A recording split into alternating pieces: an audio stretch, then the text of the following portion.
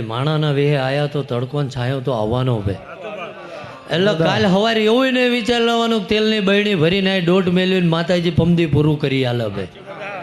કારણ કે આંબો આજ રોપો તો ઝાલા કેરીઓ આવતા 10 વરા લાગે હે ભાઈ. શું કહું તો આ તો દેવ પાસે માગવાનું હે અને એને તમને ઘડ્યા હે. તમે 5 વરા પછી કેવા રંગ બતાવવાના એને ખબર હે. એટલે એમ તમારા આહુડા પાડો ને એ બદલાઈ જાય એવું નહીં. એની માટે કાળજું જોઈને પુણે જોઈ ઝાલા તારે એ તમારે અરે વાત કરે. ઘણા એમ કે અમને મેલડી કહેવા આવે, તારી હાથ પેઢીમાં ના આવે ભાઈ. ચમ કે તમારા બાપા એમને સારા કામ કર્યા જ નહીં ભાઈ. કોઈક મંદિર જ્યાં હોય એને ખાડ્યા છે, બિલાડા આડા નાખ્યા હે. એટલે તમે બિલાડા જેવા થઈને આવ્યા હો ભાઈ.